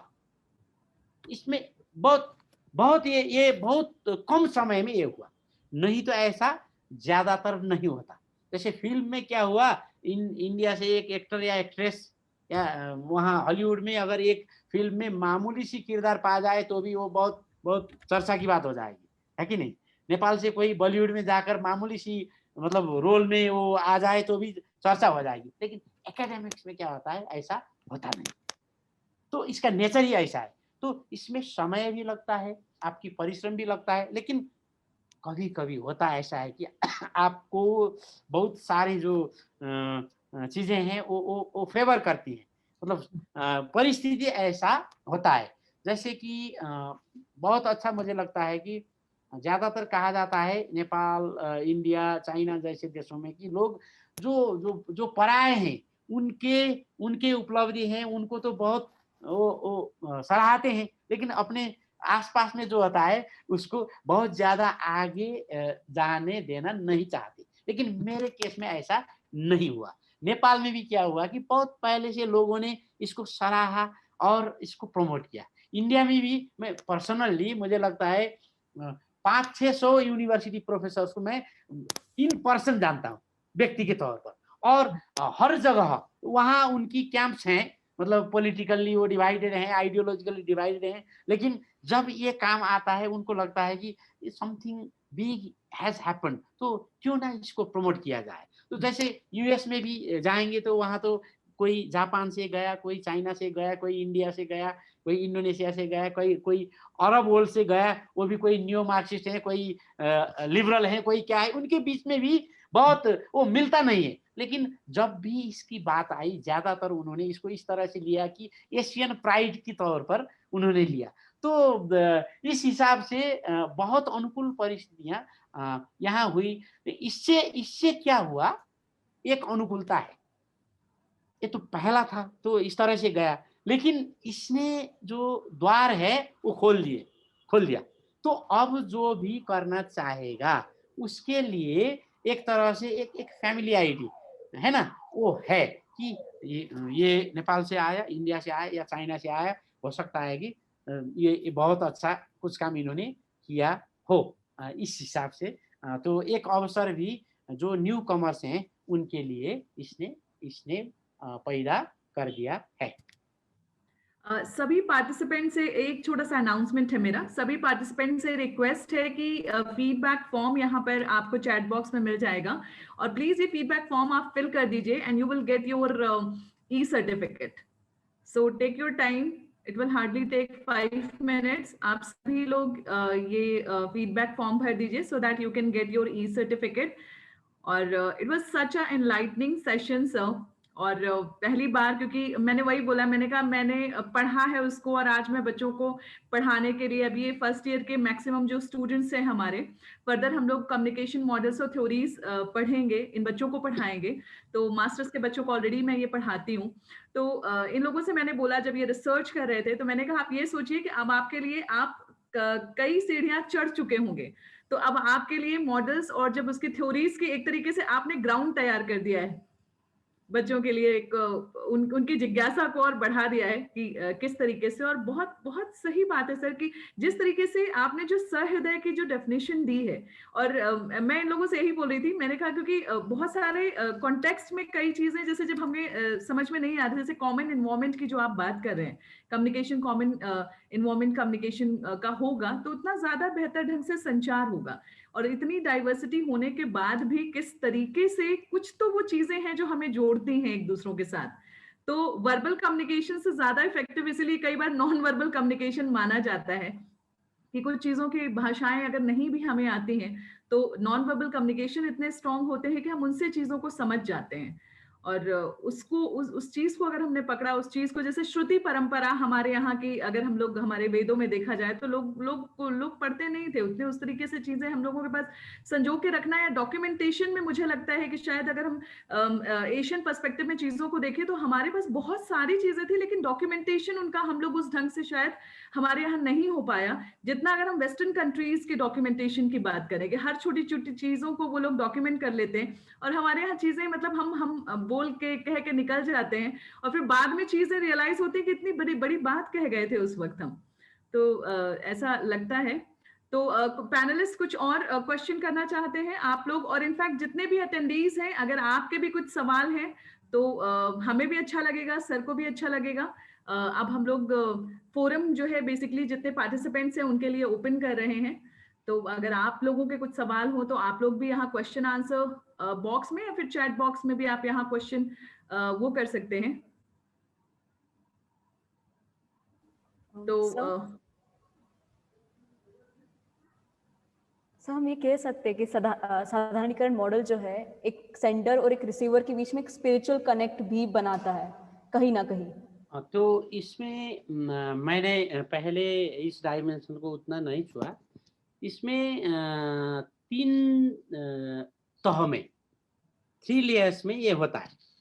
जैसे फिजिकल डायमेंशन में, जिसको हमें आदि भौतिक जिसको कहते हैं, फिर जो मेंटल डायमेंशन में आदि दैविक, और फिर आध्यात्मिक, स्पिरिचुअल लोग कहते हैं, लेकिन स्पिरिचुअल उतना मतलब आध्यात्मिक को नहीं ये कैरी कर सकता, फिर भी सहजता के लिए हम कह दें।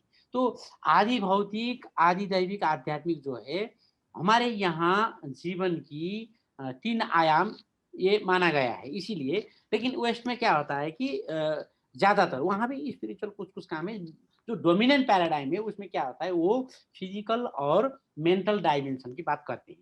तो ज्यादातर जो मॉडल्स वहाँ आए या तो फिजिकल में आए या मेंटल में आए। जैसे मैथमेटिकल मॉडल ऑफ कम्युनिकेशन वो तो फिजिकल डायमेंशन के लिए है।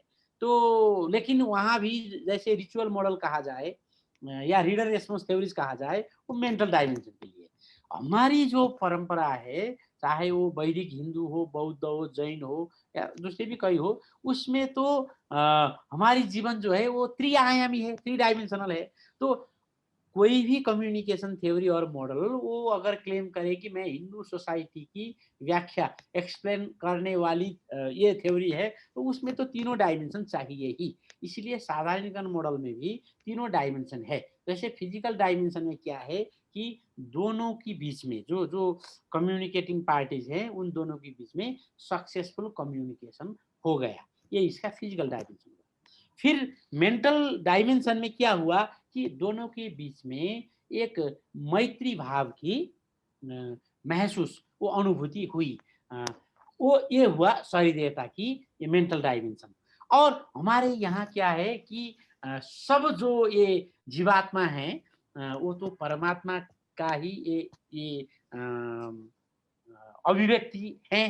तो मोक्ष में है या निर्माण में है, किस तरह से कहा जाए, उसमें वो रिकनेक्शन वो जरूरी है। तो फिर ये व्याख्या करता है कि किस तरह से जैसे शब्द ब्रह्म की पद्धति से, किस तरह से शब्द प्रमाण की पद्धति से, किस तरह से रसो वैसह कहकर रस जो हम खाते पीते हैं उससे भी रस आता है, लेकिन जो परब्रह्म है परमात्मा है वो भी रस है। तो किस तरह से ये कम्युनिकेशन से, जैसे ज्ञान योग की परंपरा है उसी की एक तुलनीय ज्ञान के लिए मैं कह रहा हूँ, उसी तरह से यहाँ भी संचार से कैसे हमें परम सत्य की, जैसे शब्द की कहा जाए परा पश्यन्ति मध्यमा वैखरी, 4 तह होते हैं। वैखरी जो है वो बोला गया है, इससे पहले की जो माइंड में होता है वो मध्यमा है, इससे पहले जो ध्यानावस्था में होता है वो पश्यन्ति है, और जो जिस तह में जाकर, जैसे रेजोनेंस कहा जाता है क्वांटम फिजिक्स में, उस हद में जहाँ कोई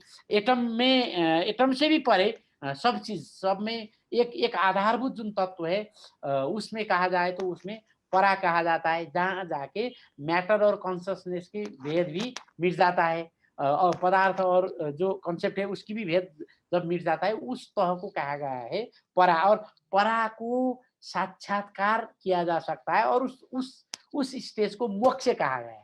तो इस साधारणीकरण मॉडल में क्या है कि कैसे मोक्ष हासिल किया जा सकता है, इसकी भी यहाँ व्याख्या है।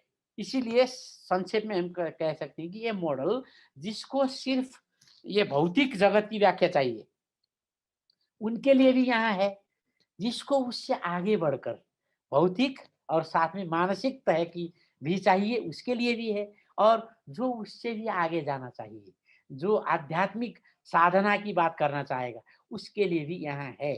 सागर में आप जितना बड़ा वो बर्तन लेके जाओगे उतना ही पानी पाओगे। उसी तरह से इस मॉडल में भी ये तीनों डायमेंशन में काम हुआ है।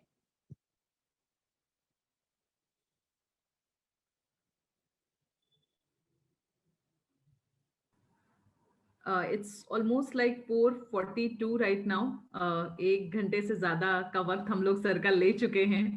सर के अपने एंगेजमेंट्स होंगे, तो मैं हर्ष से रिक्वेस्ट करूंगी कि हर्ष अब इस सेशन को प्लीज आप सम अप करें। और जी मैम। मैं जितने हमारे जो स्टूडेंट्स हैं उनके साथ साथ मुझे अटेंडीज में डॉक्टर विनय विक्रम जी का नाम दिख रहा है, एक अशोक कुमार जी हैं जो गुरु जम्बेश्वर यूनिवर्सिटी के रिसर्च स्कॉलर हैं, वो जुड़े हैं, और लोग भी। और सर इसको हम लोगों ने ओपन रखा था कि और लोग भी जो लोग जुड़ना चाहें, आज डिजिटल मीडिया का ये युग है, कम से कम आप नेपाल से कनेक्ट हो रहे हैं, हम लोग यहाँ इंदौर से हैं, तो जितने लोगों को इसका जितना ज़्यादा इसका बेनिफिट मिल पाए, उसका इस्तेमाल कर पाए, उसको बेहतर ढंग से एग्जीक्यूट कर पाए। क्योंकि जब हम सर, मैं खास तौर से थोड़ा सा एक अंतर जानना चाह रही थी, एक सवाल था मेरा, इनफैक्ट एक इंक्वायरी जैसे ही मान लें कि थ्योरीज और मॉडल्स में बेसिक डिफरेंस क्या है और कौन प्रैक्टिकल लाइफ के ज्यादा करीब है? थ्योरीज और मॉडल सब हम कहते हैं ये एक आपस में अंतर संबद्ध है। थ्योरी जो होता है एक्सप्लेनेटरी होता है, और जो मॉडल होता है वो एक तरह से विजुअलाइजेशन होता है। तो अगर हम मॉडल कहेंगे वो बहुत ही संक्षिप्त, जैसे कोई डायग्राम हो या कुछ कीवर्ड्स हो, इस तरह से ये बहुत ही संक्षिप्तीकृत स्वरूप होता है मॉडल, और थ्योरी जो होता है उसकी व्याख्या होता है। और ये सोशल साइंसेज में क्या होता है, कभी मॉडल्स पहले आते हैं, वो जो विजुअलाइजेशन है वो पहले आते हैं और उनकी व्याख्या करते करते वो थ्योरीज बनता है। कभी क्या होता है, रिसर्च करते वक्त, रिसर्च से जब वो इस्टेब्लिश होता है थ्योरी होता है, और उस थ्योरी को बहुत ही संक्षेप में वो प्रेजेंट करने के लिए कोई उसकी डायग्राम बना देता है या इलस्ट्रेशन बना देता है या टेबुलर फॉर्म में बना देता है, तो वो फिर वो मॉडल में आता है। तो जो देखने में और समझने में बहुत आसान क्या होता है कि ये विजुअल डायमेंशन और बहुत संक्षेप होने से ये मॉडल जो होता है ये आसान होता है। लेकिन लेकिन उसमें एक एक एक चुनौती यह है कि ये बहुत संक्षेप में होता है, इसलिए कई सारी चीज जो हैं उसमें नहीं आ पाएंगे। तो आपको उसकी जो ओरिजिनल थ्योरी है उसकी डिटेल में उसको पढ़ना होगा। और अगर थ्योरी से भी ना हो जाए तो कभी कभार ये होता है कि पूरा का पूरा रिसर्च रिपोर्ट भी पढ़ना पड़े, ये भी हो सकता है। लेकिन ज़्यादातर क्या होता है, जब ये इस्टेब्लिश होता है उसकी जो डिटेल रिसर्च रिपोर्ट है वो कहीं होता है, उसको लोगों को ज़्यादा मतलब नहीं होता। लेकिन जो थ्योरी जो होता है और ये जो व्याख्या करता है थ्योरी की, सबसे थ्योरी की 4 फंक्शन है। तो थ्योरी क्या करता है, सबसे पहले ये डिस्क्राइब करता है किसी चीज को। जैसे जैसे उदाहरण के लिए एरिस्टोटल मॉडल में क्या होता है कि कम्युनिकेशन परसुएशन के लिए है, और सेंडर में अगर ये क्वालिटी हो, इथोस पैथोस लोगोस ये सब मिल जाए तो बहुत ही परसुएसिव कम्युनिकेशन होता है, सार में ये कहा जाए। तो एसएमसीआई में सेंडर अगर मैसेज सही तरह से करे, चैनल रिसीवर तक सही तरह से पहुंचाए तो वहाँ एक इफेक्ट होता है इस तरह से। जैसे साधारणीकरण मॉडल में क्या होता है कि सहीदेयता की वजह से हमारी समाज में डाइवर्सिटी होते हुए भी सक्सेसफुल कम्युनिकेशन होता है, और ये जो इक्विलिब्रियम हार्मोनी ये सब होता है समाज में, ये इंटैक्ट हैं। इस तरह से थ्योरीज क्या करते हैं, किसी चीज की एक वो डिस्क्राइब करते हैं, फिर उसकी एक्सप्लेनेशन दूसरी बात है कैसे होता है। तो जैसे हमने पहले कहा, इस तरह से एलिमेंट्स होते हैं, इनकी भाव होते हैं, फिर वो अभिव्यक्त होते हैं, उसका बोध होता है, उसमें कॉन्टेक्स्ट होता है, वगैरह वगैरह जो हमने कहा वो हुआ एक्सप्लेनेशन।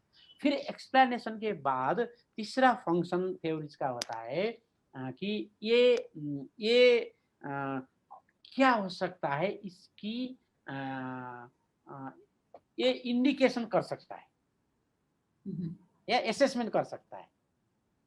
जैसे उदाहरण के लिए इकोनॉमिक्स में भी होता है कि अगर अनएम्प्लॉयमेंट रेट कम रखा जाए तो इधर इन्फ्लेशन जो है वो भी कम होगा, मानो इस तरह से। या मेडिकल साइंस में होता है जो हेवी स्मोकर है उसको टीबी या कैंसर होने की संभावना ज्यादा होता है। तो इस तरह से हम प्रेडिक्ट कर सकते हैं। तो प्रेडिक्शन इसका है। जैसे हमने कहा कि अगर कॉमन कम्युनिकेशन इन्वायरमेंट ज्यादा हो तो there is more chance, more likely that the communication will be successful. तो इस तरह से हम जो इसकी प्रेडिक्शन फंक्शन होता है। और फाइनली होता है कंट्रोल फंक्शन। कंट्रोल फंक्शन में क्या होता है कि हम कम्युनिकेशन की इन्वायरमेंट में चेंज करके लोगों को एक निश्चित तरह की कम्युनिकेशन इन्वायरमेंट में रख सकते हैं। ये जरूरी नहीं कि हर जगह हर समय में ये सफल हो। जैसे मैंने कहा सोवियत यूनियन में एक तरह का कम्युनिकेशन मॉडल, वो पॉलिटिकल मॉडल है पॉलिटिकल साइंटिस्ट के लिए, हमारे लिए वो क्या है, कम्युनिकेशन मॉडल है। तो एक तरह का उन्होंने अप्लाई किया, 70 साल तक वो चला, फिर उसके बाद नहीं चला। इटाली में, जर्मनी में, अब इंडिया में क्या है, नेपाल में क्या है। तो जो एडवर्टाइजर्स हैं, एडवर्टाइजिंग में आप लोगों को पता ही है, वो वहाँ कहा जाता है कि जो सबसे सक्सेसफुल एडवर्टाइजमेंट ये है कि जो बाल्ड पर्सन, जिसकी कोई बाल नहीं है, उसको कंघी किनवाए। तो उसके लिए तो मतलब कंघी करने की कोई मतलब नहीं है, फिर भी एडवर्टाइजमेंट ऐसा होता है कि वो उसको बाय करता है। तो इस तरह से मतलब जो होना ही नहीं चाहिए वो भी वो कर देते हैं। कंज्यूमरिज्म में आप देखते हैं। तो ये सब जो सक्सेस, कम्युनिकेशन की सक्सेस, इसको आप कंट्रोल फंक्शन ये कह सकते हैं। तो जैसे डेवलपमेंट कम्युनिकेशन कहा, इसमें भी एजम्पशन क्या है कि अगर लोगों को ठीक तरह से कम्युनिकेट किया जाए तो उनमें परिवर्तन के लिए, विकास के लिए ये अभिप्रेरणा हम पैदा कर सकते हैं। और कुछ जगह हुए भी हैं, कई सारी चीजें जो नहीं हुए हैं। तो सक्सेसफुल कम्युनिकेशन हुआ तो हुआ, सक्सेसफुल कम्युनिकेशन नहीं हुआ तो जो गोल थे वो उपलब्ध नहीं हुआ। फिर भी जो असल थ्योरी, अच्छा थ्योरी, वेल कंस्ट्रक्टेड थ्योरी जो है वो ये चारों फंक्शन को कर सकता है।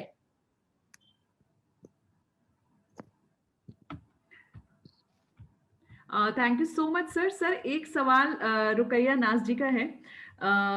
वो पूछना चाह रही है कि kindly explain the concept of feedback in साधारणीकरण model because feedback is one of the important term in communication.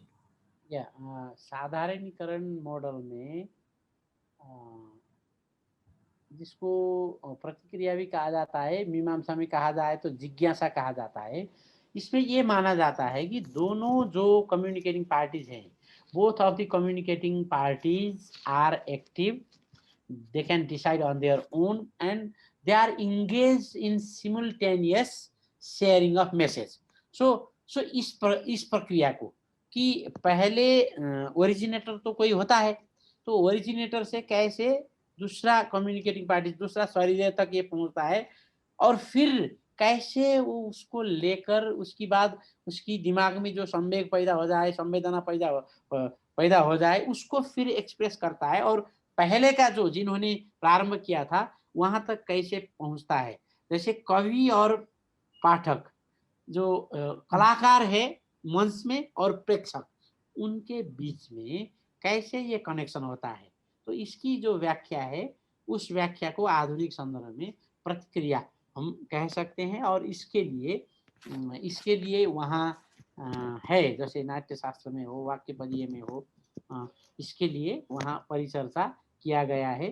तो पहले जिस तरह से जो अभिव्यंजन और बोध की क्षमता या भावाभिव्यक्ति और रसास्वादन की जो क्षमता है, तो उसी तरह से ये भी जाता है। इसमें क्या है कि किस तरह का मैसेज है इसमें, और पात्रता कैसा है जो संचार कर रहे हैं, उससे भी फर्क पड़ेगा। जैसे हमारे यहाँ कहा गया है कि काव्य सभी लोगों के लिए नहीं है, तो काव्य को रसास्वादन करने के लिए जो पाठक है उसमें भी एक क्वालिटी चाहिए, ये भी है। लेकिन जो न्यूज है वो सब लोगों के लिए, तो उसमें आप ये नहीं कह सकते हैं सामान्य जो पाठक दर्शक हैं कि उससे आप पहले इतना आपका क्वालिफिकेशन बनाइए, फिर आप हमारी समाचार वो समझ पाएंगे। तो इसमें क्या होता है कि किस चीज की आप कम्युनिकेशन कर रहे हैं, कैसे मैसेज आप दे रहे हैं। जैसे शास्त्रार्थ अगर हो रहा है मानो, तो वहाँ तो जो शास्त्रार्थ महारथी हैं उनको प्रमाण क्या है, प्रमेय क्या है ना, उन सब चीज की थोड़ी बहुत पहले ज्ञान हो जाए, तब जाके वो शास्त्रार्थ में बैठेंगे। तो हमें देखना है कि किस कॉन्टेक्स्ट में कम्युनिकेशन हो रहा है। तो इसी हिसाब से जो फीडबैक वाला जो एलिमेंट है, उसकी भी जो प्रकृति है वो अलग अलग तरह की हो जाएगी। Thank you so much sir. अब मैं रिक्वेस्ट करूंगी हर्ष को कि प्लीज अब आप सम अप कर दें सेशन का। ऑलमोस्ट सर 1.5 घंटे सर ने वक्त दिया हमें। जी sir, Prestige Institute of Management and Research Indore की तरफ से सर मैं आपका शुक्रगुजार हूँ कि आपने हम सबके लिए इतना समय निकाल के हमें साधारणीकरण मॉडल के बारे में इतनी कुछ जानकारी दी। और जैसे भावना मैम ने कहा, हम सबके लिए बहुत ही एक लर्निंग एक्सपीरियंस था। अभी से हम आगे हम सीखेंगे, लेकिन आपसे सुनना, आपसे समझना कि ये आखिर मॉडल है क्या, तो हम सबके लिए एक बहुत ही अच्छा अवसर था, बहुत ही अच्छा मौका था कि हम आपसे सुनकर आपसे जान पाए कि ये क्या है। तो आपके समय के लिए धन्यवाद sir. Thank you so much sir.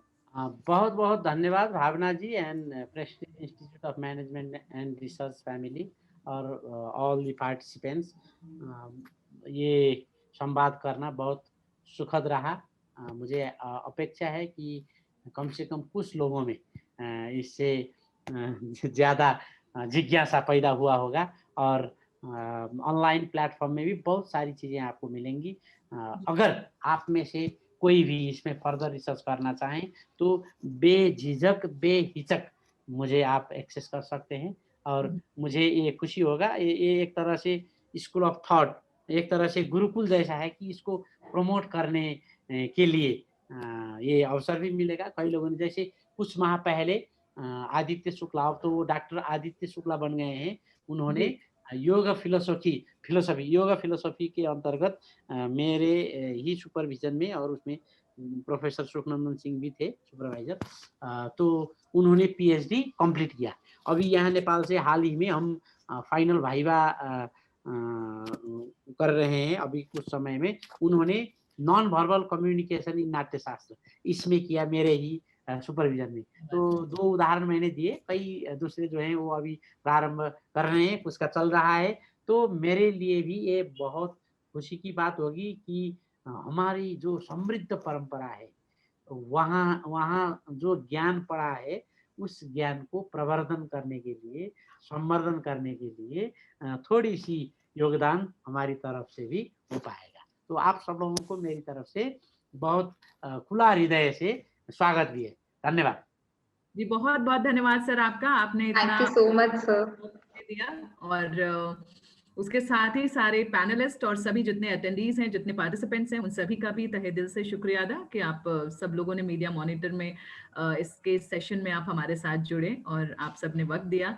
और सर ने तो जिस तरीके से एनलाइटन किया है, मतलब शब्द वाकई में कम पड़ गए हैं सर, मेरे पास बोलने के लिए शब्द नहीं है कि मैं किस तरीके से आपका आभार व्यक्त करूं।